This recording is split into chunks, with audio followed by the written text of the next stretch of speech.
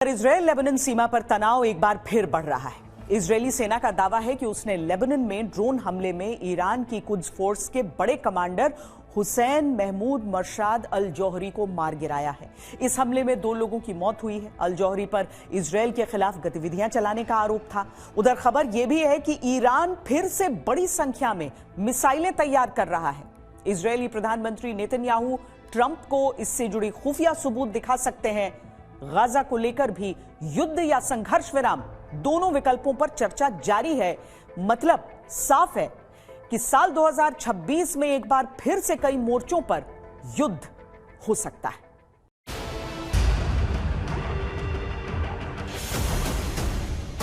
Middle east में एक बार फिर जंग के बादल गहराते दिख रहे हैं। इजरायली सेना का दावा है कि लेबनान में ड्रोन हमले में ईरान के कुद्स फोर्स के टॉप कमांडर हुसैन महमूद अल जौहरी मारा गया है। लेबनान की सरकारी न्यूज एजेंसी ने दावा करते हुए कहा कि सीरिया बॉर्डर को जाने वाली सड़क पर एक ड्रोन हमले में 2 लोगों की मौत हो गई है।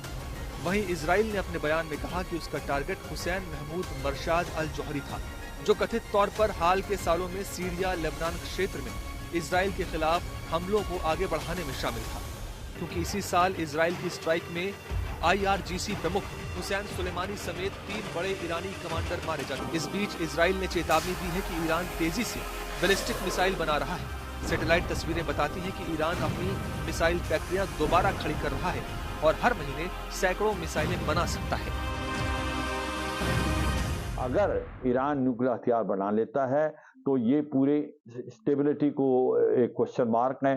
पूरे मिडिल ईस्ट के अंदर आप देखेंगे कि वहां पर अशांति पैदा हो सकती है और इंस्टेबिलिटी पैदा हो सकती है। तो ये एक बड़ा कॉज ऑफ कंसर्न है इजराइल और अमेरिका के लिए। नेतन्याहू अमेरिका जाकर ट्रंप को इस खतरे पर नई इंटेलिजेंस दिखाने वाले हैं। इजराइल साफ कह चुका है कि ईरान की मिसाइल ताकत उसके लिए किसी भी हाल में मंजूर नहीं है।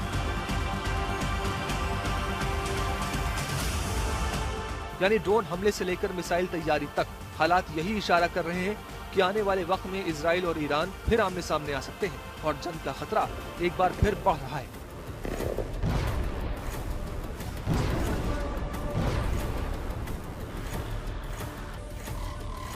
तो सवाल है कि क्या साल 2026 में फिर से एक बार ईरान और इजराइल एक और जंग लड़ते हुए देखेंगे?